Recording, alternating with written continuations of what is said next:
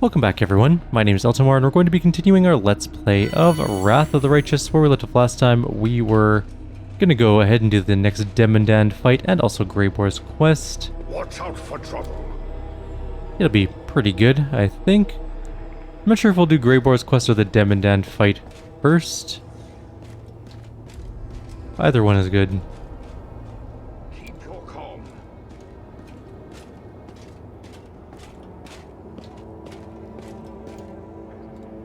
We're going to bring Greyboar along, of course, because we need him for the quest, even though I find him to be... Maybe I just didn't build him right, but he's not that useful of a character. I guess he does have studied target, which is pretty good.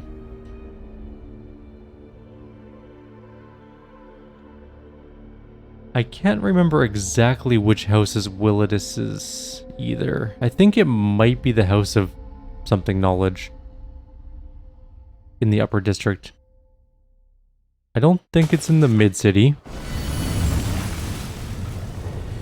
I think it's this one, the House of Wicked Knowledge. I'm pretty sure it's that one. Let's go do that first. And then we'll do the Demandand. Maybe we'll save the Demandand fight for after Greyboar's quest when we can just bring our good characters along.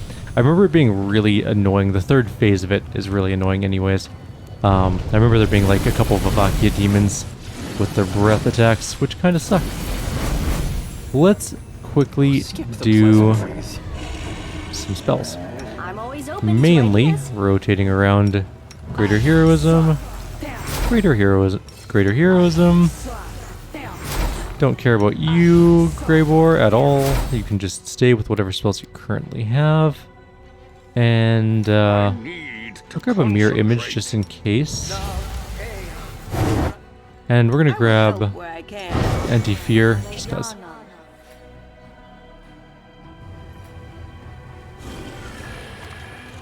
The House of Wicked Knowledge, here we go. It is Greyboar's quest. The lock is familiar. These locks are used by monster traders from Katapesh who want to ensure their most powerful beasts stay in their cages. It can't be forced, but one delicate twist of a knife and done. That's forcing, by the way.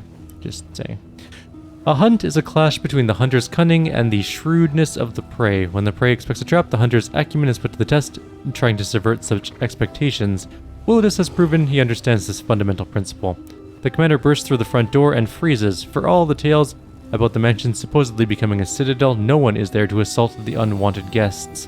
There are no flying arrows, no chilling battle cries, and the expensive furniture hasn't been turned into makeshift barricades. The commander and his companions carefully examine the luxurious antechamber. There are two doors leading deeper into the mansion.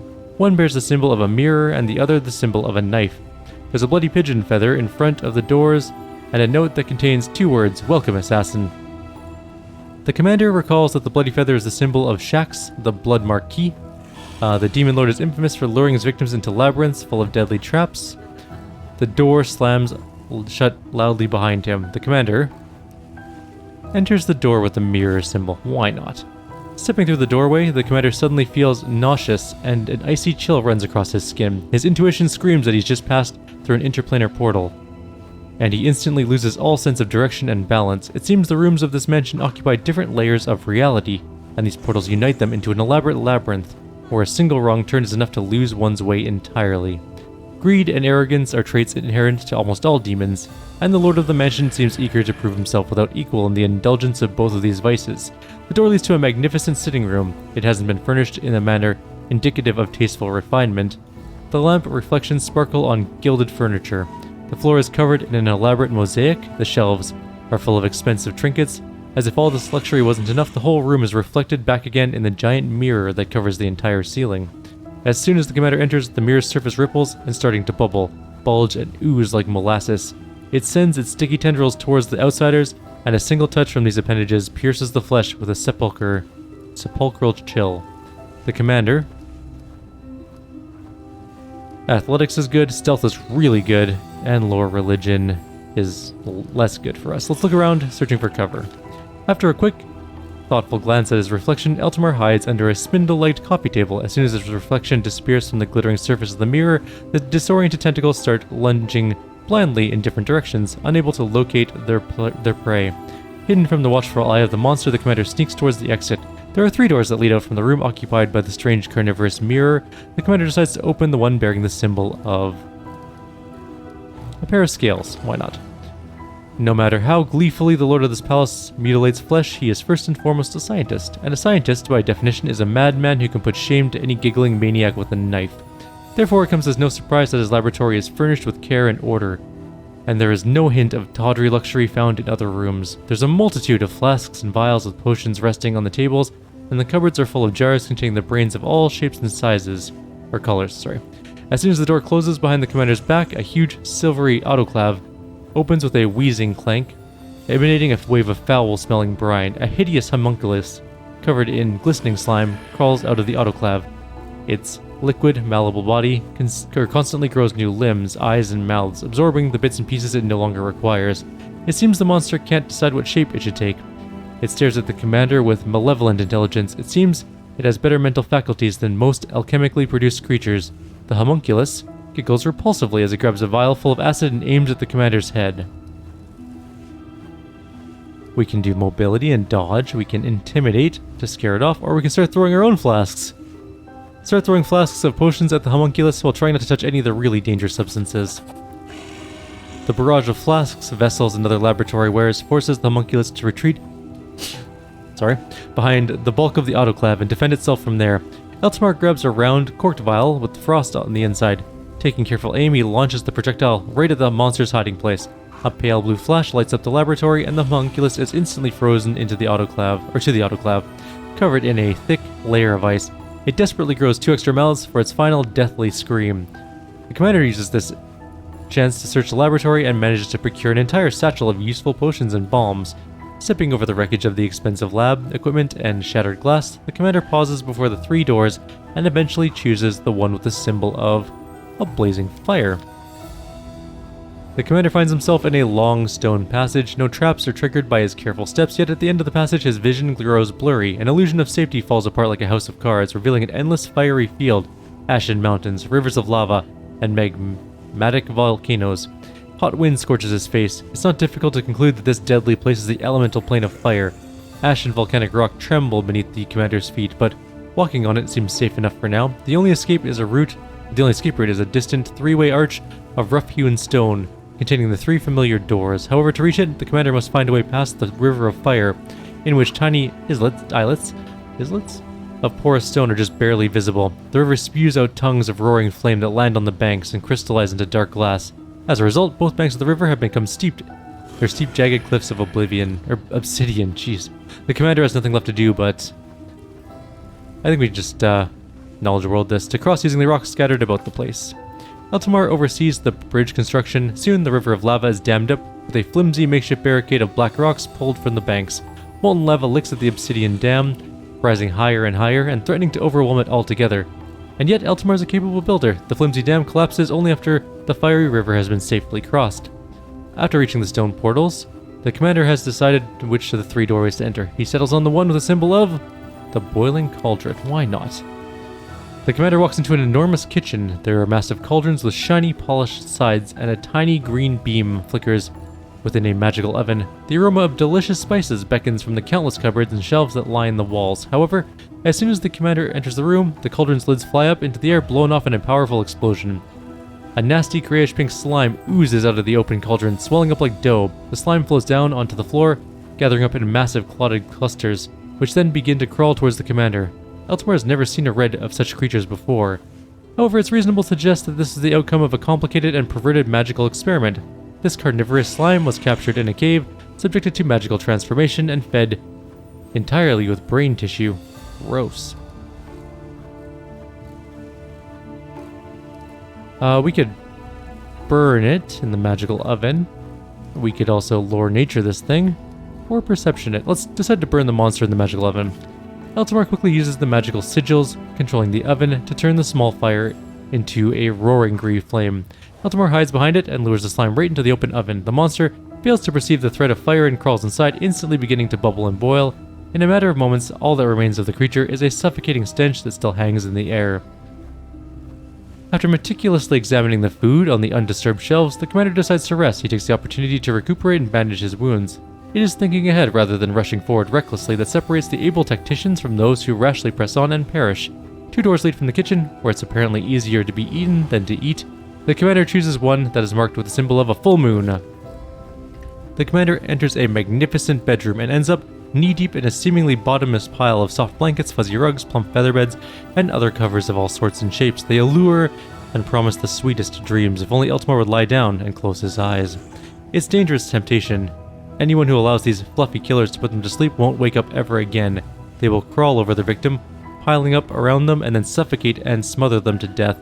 Carving through the featherbed with his blade, the commander sees glistening flesh, and a thick ichor oozes from the rend in the fabric, yet no book ever mentions such strange, bizarre creatures. The commander can only guess this is the result of a strange experiment on some predatory swarm organism that disguises itself as something harmless and then preys on those it lures close. The commander decides the best action would be to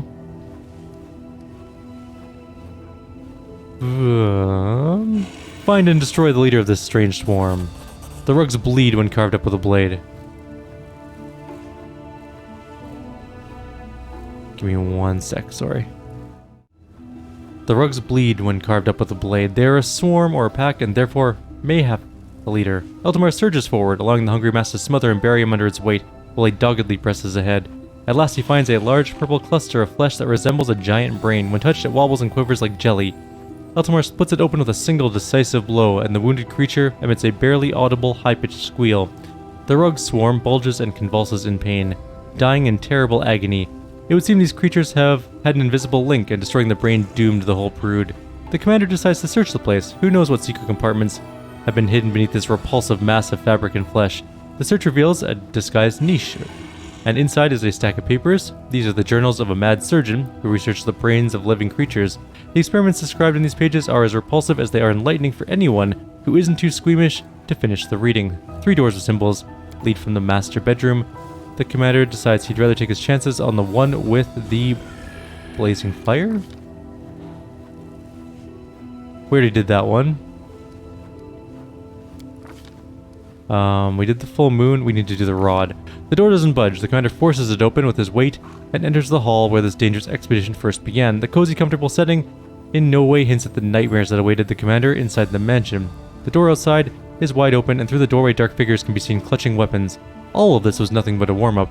The final decisive battle is still to come. The commander prepares for a fight as he steps through outside the accursed mansion. Great! We don't even get to save. Or do we? We do, okay. It would suck if we didn't. I think this is a fight. You know what? If it's not, then we're going to waste a bunch of Circos, so we're going to do this. Maybe a fight. Alright. I'm going to put the Circos out just in case it is a fight right now. Yes, what?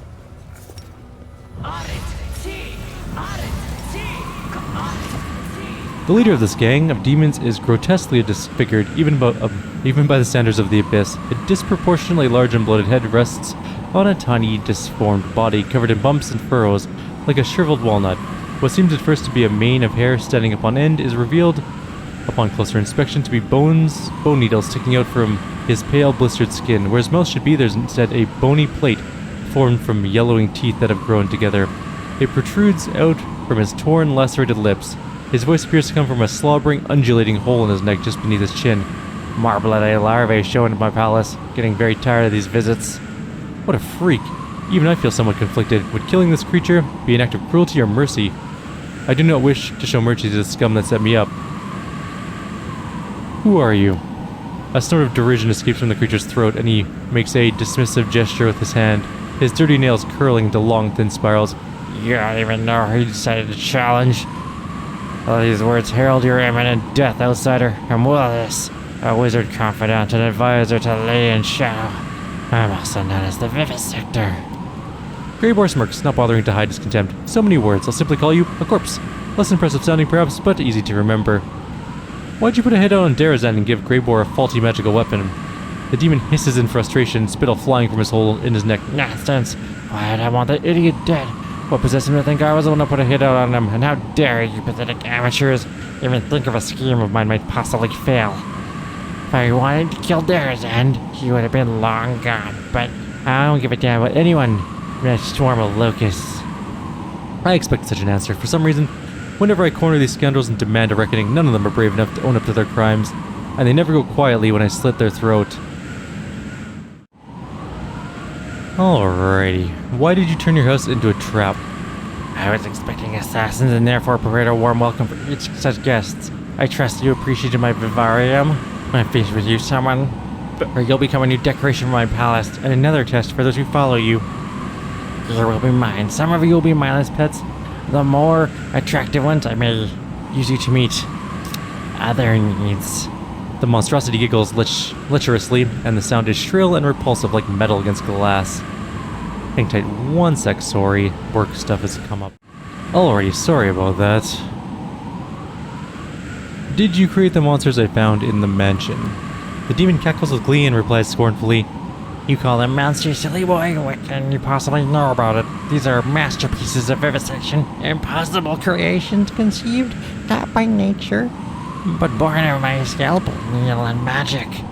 They are crudely and clumsily constructed. You lack creative vision and artistic talent. You may have labored over them, but they look the work of an amateur, not a true master. Dare you, I will chop you into pieces. I'll carve your insolent tongue and sew a tear. I'd be interested to see how a truly talented vivisectionist could alter my form, but my body is quite valuable. I'm not going to let such high-quality material go to waste in your hands. So who do you think wants you dead? My enemies are many and dangerous, and I could spend an eternity guessing, but there's no need for that. Once I've killed you, I'll suck your warm little brains in my concoctions and read the names of my enemies like tea leaves in their wrinkled patterns. And then I will have a lovely dinner. There's a greedy, predatory gleam in those tiny eyes buried within the folds of wrinkled flesh. What do you think, Greybor? The dwarf shrugs and says thoughtfully, Usually I'm quite capable of detecting lies, but this ugly wretch is impossible to read. And why does it matter anyways? Even if he's not lying, we'd do well to get rid of him. He just tried to kill us in his mansion. Besides, will you ever sleep well knowing this monstrosity is alive somewhere? Your words reek of deceit. The demon's cloudy eyes flare with anger, and his smug giggle gives way to a low, menacing growl. Soon we shall find out what your tiny, ridiculous, worm-eaten brain smells like. Kill him! The dwarf grins ominously, and he looks at the demon. There's no mercy in his eyes. I won't lie, I've been waiting for this moment. Tomorrow morning, my reputation will be spotless once again. Sweet dreams.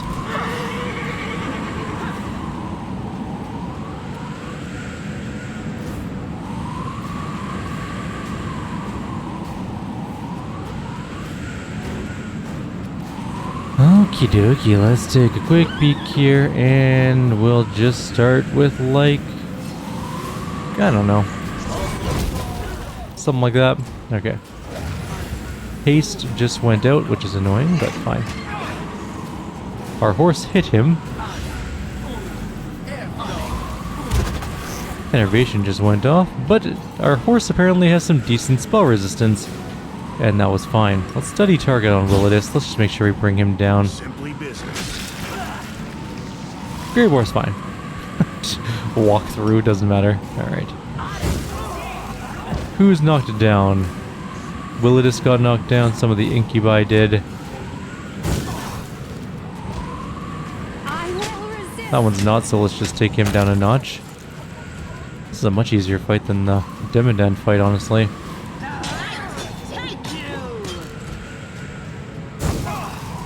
Gonna go kill Willodus in one hit. Just have to resort. We just hit Willodus for 200. Nope, that wasn't what we hit him for. We hit him for 302 damage, and then we killed the other one as well with Cleave. So it comes to this.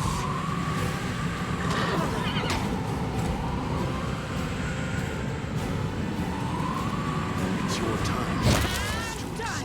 Wow, he actually did some decent damage. Actually, he didn't. Oh, he did. He did 114 damage, and then Sela did another 100. And I guess we just shoot these last ones.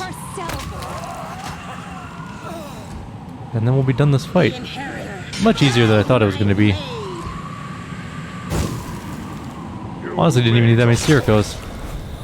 The projection is that of a tall female demon. Unlike many of her kind, she seems slimmer and less stocky in build. Upon closer examination, you realize that her thinness is caused by extreme emaciation, which makes her look like a withered tree. The skin on her neck and wrists bear the mark of shackles, and her body is covered with flaming seals of Baphomet. Lowering her eyes, the demon addresses you quietly. Allow me to congratulate you. The short work you made of Willodus proves you are a true professional. I am Horzala, and on behalf of the Assassin's Guild, I congratulate Greybor on completing this contract. You have fulfilled the order received for Willodus' murder, and therefore you have the right to collect the bounty. Even though you're not a guild member yourself, I'm sure you also have many questions about what happened. I doubt our guild is hard to find if there's a notice board at its entrance where the assassination contracts are posted. Who are you? I am Horzala, Baphomet's daughter. The projection looks at you in the eye and adds in an aggrieved whisper, Horzala, not Hepzimira. She is my elder sister, but I doubt you're able to appreciate the true extent of my misfortune. I'm also known in Illusionera as the assistant and right hand of Yaz, the head of the Assassin's Guild. Do you know what happened here? I may know a thing or two, but we should discuss these matters inside the guild, not in public. Who's going to overhear us, the corpses? Why don't you come here and speak to us face to face instead of projecting an illusion? Or are you afraid we won't like your answers and make you join Willodus? At the sight of the demon's expression, Greyboard gives an aggressive snort. We'll pay a visit to the Assassin's Guild soon. Thank you for your answer. The bounty awaits you. I'm not sure what reward awaits us, but I hope it's a truly considerable sum of gold and not a meager payment served up at the end of a blade. Alright, well we did that now. Let's take a look at what we got here. Random junk, a scimitar. Really just random junk. Not a lot. Not very unique items. Are we closer to a level? We're getting closer to levels. I guess we could go do the Assassin's Guild thing. Where is that? Actually, no, we should do the Demon Den fight while we're here. It's just such a brutal fight. Alright, well, we'll do it anyways. We have lots of Sirocos. I might just spam Sirocos for this fight because it's such a pain in the ass. Alright, let's open this chest first. I'm glad I was useful to you. And we're going to have to do a quick jump cut because we have this lore religion 40 and we only have 23, I think, so it's 17 roll. I must accept my failure. Let's take a quick look. We are at 22, so we need an 18 to get it. Alright, well, it's going to take a bit. I'll be back shortly. Alrighty, finally succeeded, and we can get this You are my favorite fight ready to go. So we're going to start with a bunch of Sirocos. Overlapping ones over here. We don't really need any over on this side. I guess like here-ish. And we'll just do one more there and one more there. We can always rest. I'm not too concerned about it. I'm going to keep my group mostly in the middle here, except for you, You require my unbiased opinion? and you are going to cast a quick displacement. I'm up for an adventure. And you're going to do this. No You're going to reason do to pause. that. I'm always open to ideas. You're going to do this. And this. Huh? Oh, yes, what?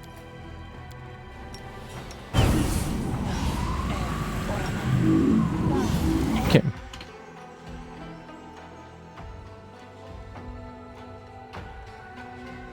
Alright. And do we have enlarged person? We must have someone with it. Anything new? Yes. Has anyone It's important to be enlarged. Hurry up, let's go. It's a one round spell. Let's make it happen. Faster, faster, faster. Let's go. Let's save, because this could go very badly very fast. The only thing in this fight that's annoying is the Vavakia demons. My dream. The Omoxes are a little annoying too, but not nearly as bad. I do have my greater...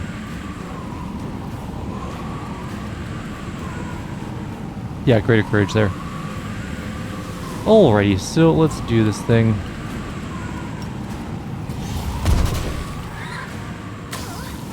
That was only supposed to be a 5-foot movement, but whatever. All of those are down now. They do cast Dispel, which is really my mirror image? You suck. Kill him. I will resist. Or miss almost all of our attacks. Also, that's good too. Whichever way you want to go about it, killing them, missing everything. I'll just have to resort to brute force. It's all good, I guess. Simply business. Hey, he actually hit a couple times. I'm a little bit impressed. The Omoxes are the more dangerous ones, except for the stupid Dispel they keep trying to do. That's fine. I think we're good. That one hasn't taken any damage yet. It's very annoying. Prepare yourself.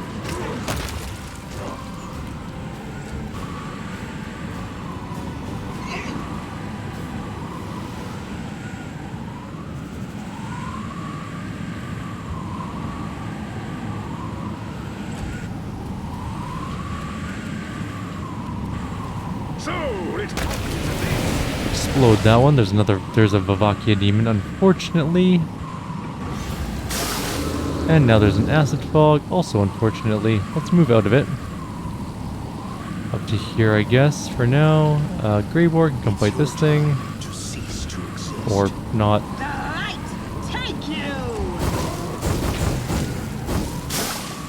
The Vavakia demon did not get knocked down by the many Sirocos he had hitting him, but oh well. Get out of the acid fog at the very least.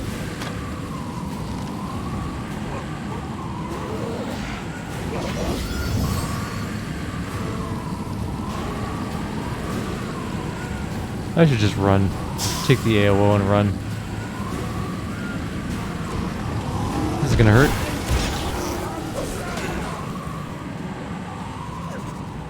Nightmare is afraid, which it should be impossible because of the aura, but whatever.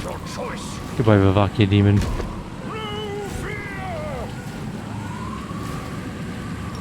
Healing everything a little bit. Nenio's hurt pretty badly. you're in my way. No glory without risk. Yay, that one got knocked down. Good. That one then just got back up, which is annoying. And hit Sela pretty hard.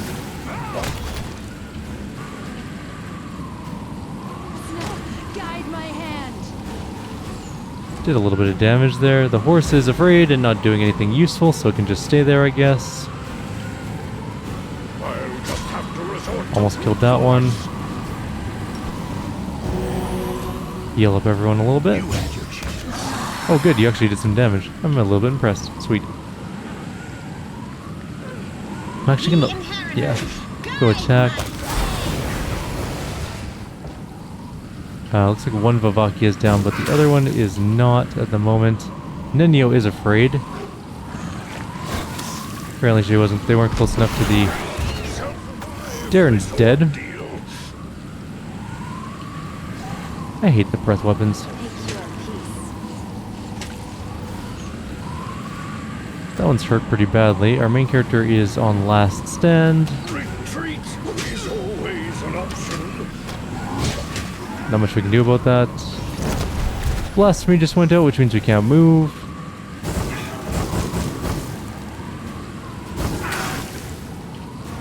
Nenio's feared. Can't move. Alright.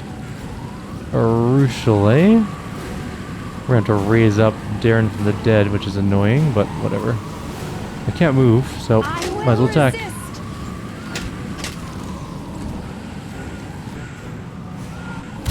And let's go. Looks like some things are dying. I have no idea who even can move on their own anymore. Sela, I guess, can. The light. Take you. Missed most of our attacks. Oh good, that one actually fell down. It's got lots of life left, which is annoying.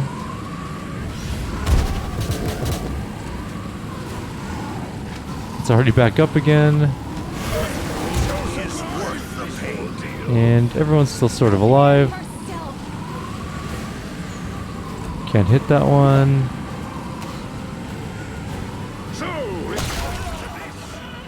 Those two are dead. I think there's just an Omox left or something. What's left alive? A Demandand, one of them. This guy. Simply business. Okay, fine. Into Whatever. the fray. Oh, there's also an Omox over there. As long as we win, I don't care. We'll raise up Darren from the dead again. Guide my hand. Someone kill that stupid Omox, please. You made the choice. You're doing dumb stuff? Okay. No glory without risk. Can't make it into range because of Acid Splash. I'm all right. Yay, we did it. Let's get out of the fogs and stuff. Hey, we leveled up. What a painful encounter.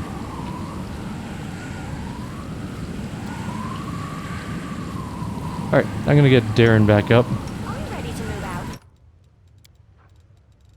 out? Raise dead scrolls, where are you?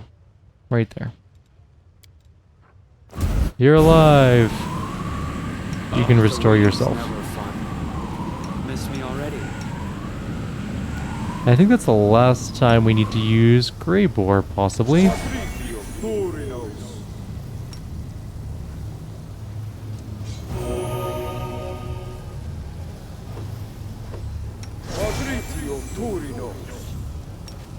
What an annoying encounter that was.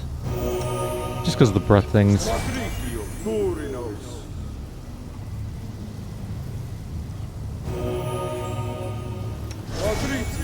Eltimar had 13 negative was wait, Never stop learning. how did he have negative 13 and not die? Smile. Huh. The world's not ending just yet. I think he really should have just dropped dead. Maybe Last Stand is the only thing that kept him alive from that wisdom loss. Guess it's possible. Alright, we should level people up. Let's do it. We're not going to do Grey Boar, but we'll do everyone else. I'm going to load up builds 1 second here.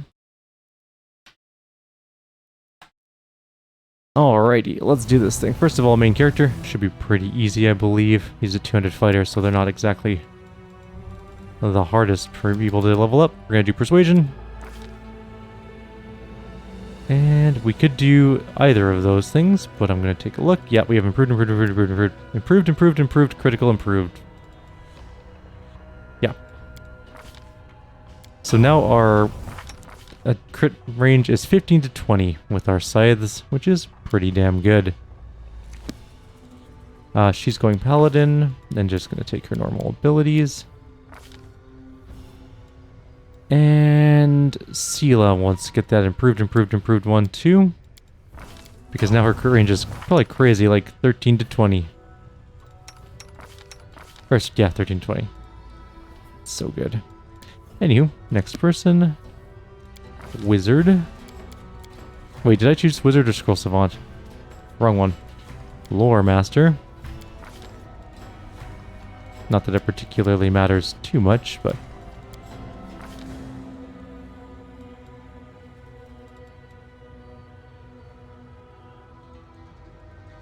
I mean, summons can be okay. No, I'm not going to do summons. Let's just grab her build, sorry. Nenio is level... What is she? Level 17? Okay, she needs... Not up there.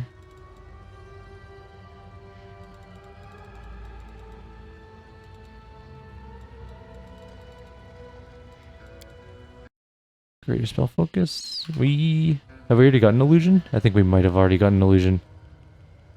I may have messed up her build just a little bit. Greater spell focus illusion, yeah. So then she needs to go for conjuration. We're gonna get weird. That sounded funny, but it is what we're gonna get for a spell. It's super good for her. And we're gonna drop it down a level as well, because why not? We'll also grab...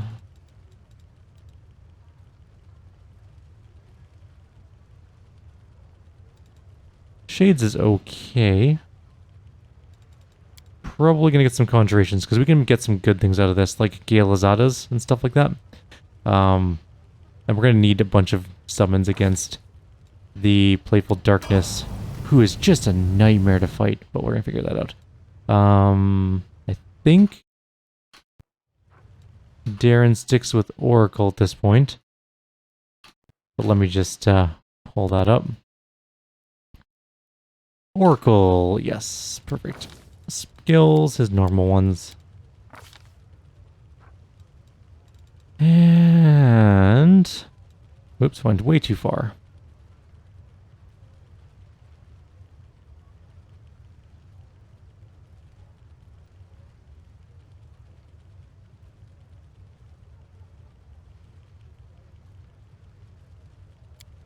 Did I grab Greater Spell Focus on this one already? I think I did. I think I've screwed this up a tiny bit on this one too. Spell Focus? Great. No?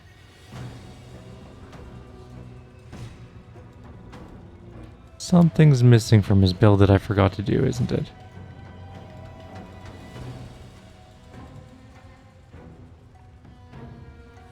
Just gotta go through here for one sec and find the thing I'm looking for and what we're missing from it. Huh, okay. Just gonna search greater.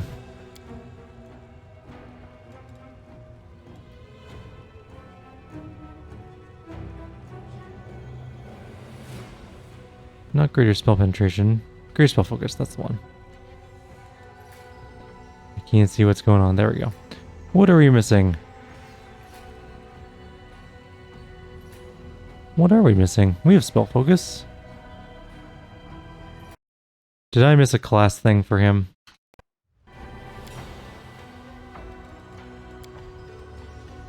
No, I got a sorcerer class. I didn't go down lore master, but you know what? It doesn't matter that much. I'm gonna just figure it out on my own. Going live. Can't remember why I did that. We do use some evocation spells, but not that many. Let's just grab something like wings. I'm grabbing wings because +3 dodge AC and an immunity to ground-based effects. Let him run around some more. Also, wings are fun. Cure Crit probably is what we're gonna grab, or Holy Aura is also super good.